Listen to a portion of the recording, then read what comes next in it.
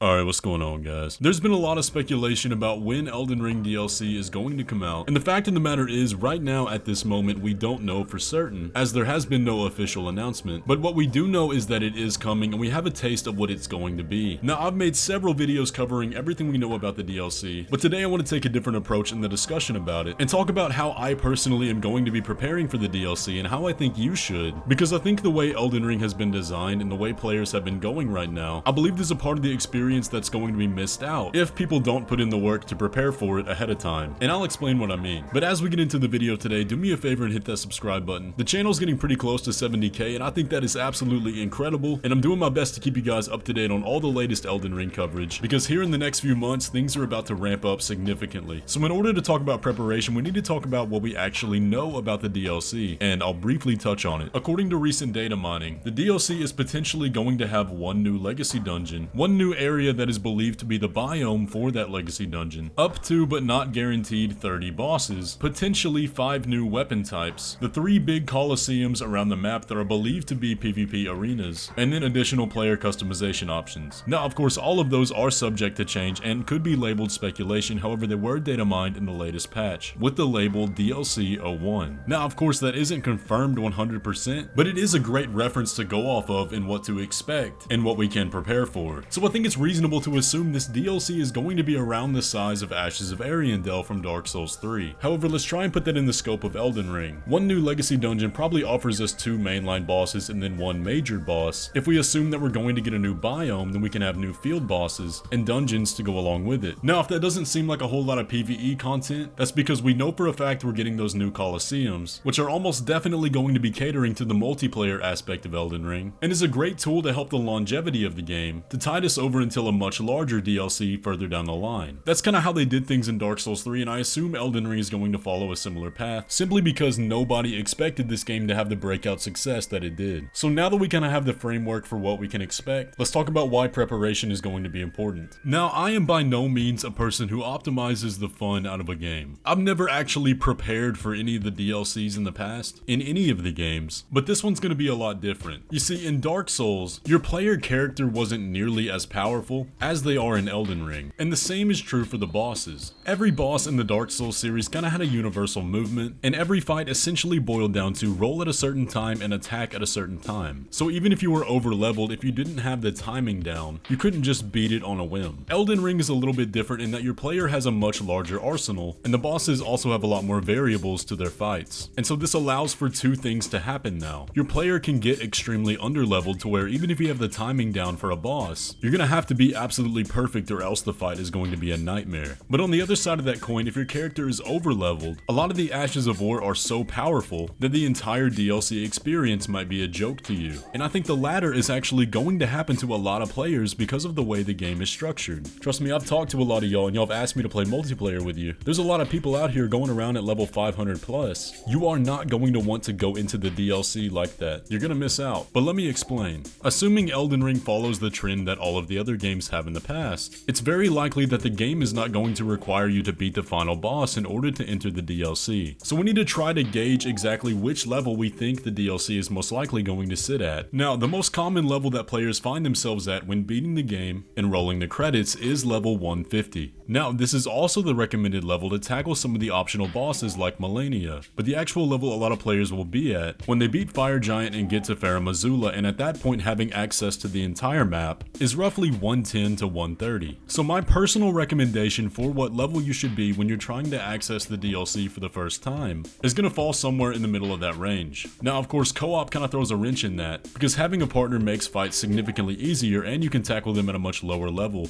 But if you're going to be rolling this solo, I'd say around 120 to 150. Now, here's what we also need to consider. If the DLC is accessible at a much earlier point than that, it's typical FromSoftware fashion to make some of the DLC bosses the hardest in the series and in the entire game. So even if the recommended level for that boss fight in the DLC is around 75 or 100, I'm sure it's still going to be plenty hard. But personally, I would not recommend leveling over that, and I have a couple reasons of why that is. Number 1, you can always gain more levels, but you can never take them away. And staying at a relatively mid level allows for a few things to happen. Remember how I said it was data mined that there's going to be new weapon types? If you find one in the DLC that you really like but doesn't fit your build, you should allow yourself some room to spec into that if you want to without being significantly over leveled. In Elden Ring, it is extremely easy to farm runes. I mean, you can get over 1,000,000 in under 10 minutes just by going to Mogwin Palace. And if you want to add a couple levels without sacrificing the build you already have by using a larval tier, it's going to be a super easy thing to do. And that'll still allow the DLC to have that challenge that you want it to. But of course, if you're somebody that wants to go in at level 500 in full bull goat and steamroll literally everything in your path, then hey, more power to you. But that's not how I like to play, and I wouldn't recommend it to other people. But there's an even bigger reason why you're going to want to stay in that 120 to 150 level range. Remember how I said this DLC is probably going to have a very big PvP focus? The meta level for 1v1 duels, which the arenas are likely going to host, is 120 to 150. Now yes, those are arbitrarily placed parameters that the game does not specify, however that is the naturally occurring level where the most matchmaking is going to occur, at least on the data I've collected and from people I've talked to. Now if you're somebody that doesn't care about PvP at all, I think this is still going to be very important to you and you may want to reconsider trying it out. And there's quite a few reasons of why that is. Number 1, there is likely going to be content that is locked behind these arenas. In the cut content of Elden Ring, there are quite a few armor sets that were at one point believed to be tied to the arenas. Now I am not a data miner, so I can't 100% prove that that's true, but I've heard it so many times that there has to be some validity to it. And if the ranking system for the arenas behaves anything like the covenants from past games, then there is likely to be more than just armor locked behind those rank ups. Now there's always been a way to get those without online play, but at the moment I haven't seen any evidence for that within the files of Elden Ring. But another point to go along with that is we simply don't know exactly what the arenas are going to be. It could be like the undead matches of Dark Souls 3 that introduced new modes to the game that we've never seen in the series before. For example, in the files, there's signs of enemies that are going to be inhabiting these arenas. And so the speculated idea is that perhaps there's going to be a mode in these arenas where you have a 1v1 duel in the presence of enemies. So again, even if you're somebody that does not enjoy PvP whatsoever, I think it would be wise to keep that meta level available to you so that if when the DLC comes out and these arenas turn out to be something incredible, you still have that option available to you to play at the optimum matchmaking without having to start a new character and play all the way through the game again. Now of course we don't actually know exactly what they're going to be, and there is still matchmaking at those really high levels, but this is just what I'm going to be doing and what I'm expecting based off of the evidence I've seen and the people I've talked to. Now if you're somebody that's really into PvP, something you may want to try as well is getting a character in the 50 to 75 range, because some of the lower level duels are a lot of fun, and I'm keeping a low level character on the back burner just in case I end up wanting to grind that character up through the ranks instead. The common consensus and speculation that I believe is that an Elden Ring DLC trailer is likely going to be at the Game Awards on December 8th, and my hunch is that it will be released in January. So based on that, we got about a month of preparation before the DLC drops. So it's plenty of time to get a character ready to tackle absolutely everything that it has to offer, and everything I've said in this video is exactly what I'm going to be doing. Now I know it's been a lot of speculation, a lot of assumptions and guessing, but this is all based on evidence found within the files of the game that already exist, and the patterns that FromSoftware has implemented in the past. Of course, we're not going to know anything until the DLC actually drops, but I do strongly believe that staying in the level range of 120 to 150 is going to be the safest route of action, and keeping a build that is good in both PvE and PvE is going to allow you to get the most out of this DLC no matter what happens. But that's all just my opinion on it. Let me know what you think down in the comments below. If you enjoyed this video, be sure to leave a like on it and subscribe if you're new around here. We may talk about this in the next video, but there is evidence of another update coming out soon that will probably happen around the time of the Game Awards, but either way, it's going to be a busy couple of weeks coming up, so you're not going to want to miss any of that. But as always, I'll catch you in the next one.